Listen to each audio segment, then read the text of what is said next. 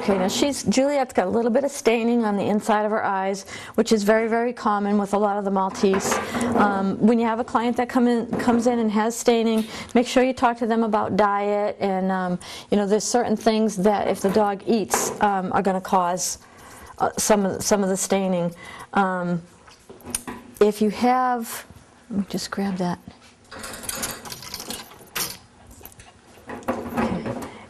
If they do have a lot of buildup in the inside corner of the eye, what you'd want to do is that should come off in the tub when you wash them. You know, wet it first, let it soften with some moist, you know, warm water. Or if you're at home and you want to keep up with it, wet it first. Take just a warm cloth and wet this area here to soften up those crusties. And this is called a flea comb, and you can see the teeth on this comb are very, very close together. And go away from the dog's eye, and you can see it catches that little bit of matter that's stuck in the inside corners of the eye.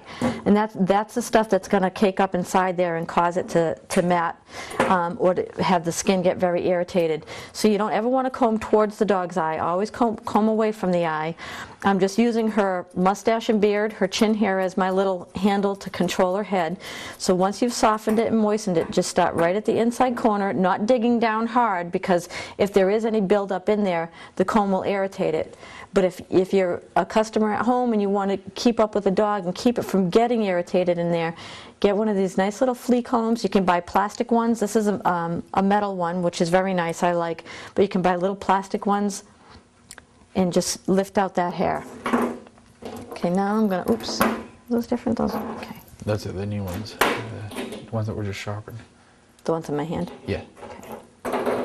Okay, what I'm going to start by doing with Juliet is I'm going to take my thinning shears and I'm just going to clean out the inside corners of her eye.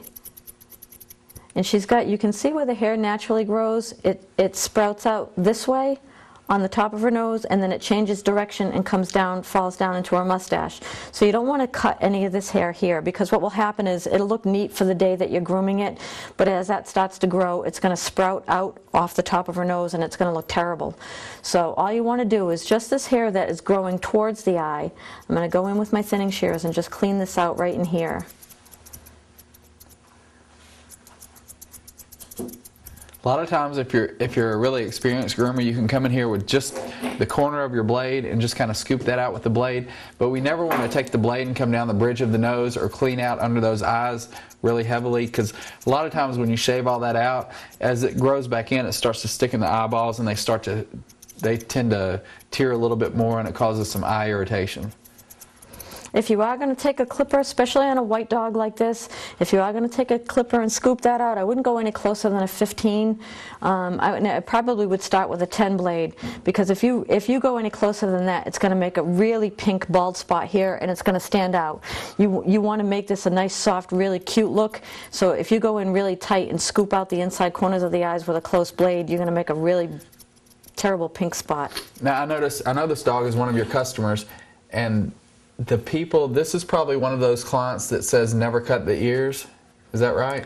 I don't know. I think they do. It looks like they haven't been cut in a long time. But what I see when I look at this dog is Sue's put all this hard work into this dog, and we have these ears that are about 3 inches longer than the actual face. And you can see just by taking these ears up, even with the chin, how much it's going to bring that dog's head up and make it look like it's got a lot more neck. Okay, and because her staining comes down into her face a little bit, you can see this side's a little darker. If I just top thin a little bit in that area, I can actually remove some of that staining with my thinning shears, so it goes home a little bit cleaner looking, so it's not quite so bright in there. Okay, so that cleans up around her eyes. Then I'm going to comb this forward. And I'm going to do a little visor on her. I'm going to use my thinning shears doing this, and I'm starting from the outside corner of the eye. I'm going to work my way around to the outside corner of the other eye. By using the thinning shears, she's going to get a nice soft look in this area. It's just like everything else we've done on a drop coat. If you take your straight shears, every time you make a cut with those shears, it actually pushes the hair towards the center of the head. So you wind up having to go back and forth over it. And by using the thinning shears, you can go over it a couple of times, and it turns out a lot more natural and just gives them a lot cuter expression.